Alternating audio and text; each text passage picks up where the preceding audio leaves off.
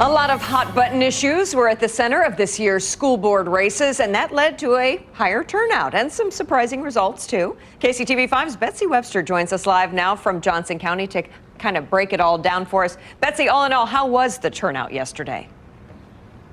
Well, here in Johnson County right now, that figure is almost a quarter of registered voters. Now, that's much higher than normal for an election that only has local offices on it. But mail-in ballots that are postmarked by Election Day, by yesterday, are allowed to arrive as late as Friday to be counted. So that number, that turnout number, will probably even inch up. Free to breathe. It's hard to find a school district that didn't have protests over mask mandates. In Shawnee Mission, people banged on windows at one meeting. In Blue Valley, police removed a man who refused to follow mask policy. And in Olathe, can we remove them, please? The board was heckled after a vote. School boards have faced over the last year and a half questions and difficult decisions. UMKC Poli-Sci Prof Beth Vanami says it's been a while since local school board races have been so tied to national hot-button issues.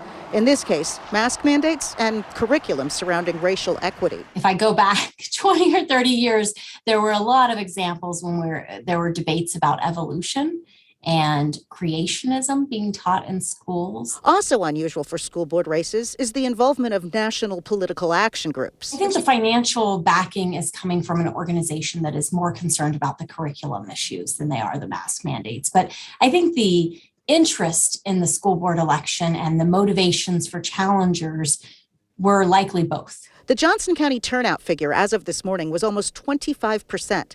In 2019 and 2017, it was 17%. How they played out depends on the district. In Shawnee Mission, all three winners supported mask mandates. In Olathe, it was the opposite. In Blue Valley, two of the three winning candidates were anti-mask mandate. The only mask supporter who won was on the ballot opposite this pediatrician who came under fire professionally for her stance and dropped out. Even out of the race, she got more than 46% of the votes.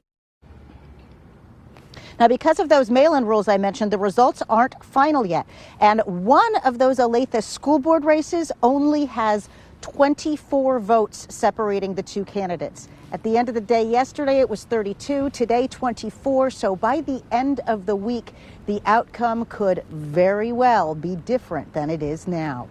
Live in Johnson County, Kansas, Betsy Webster, KCTV5 News.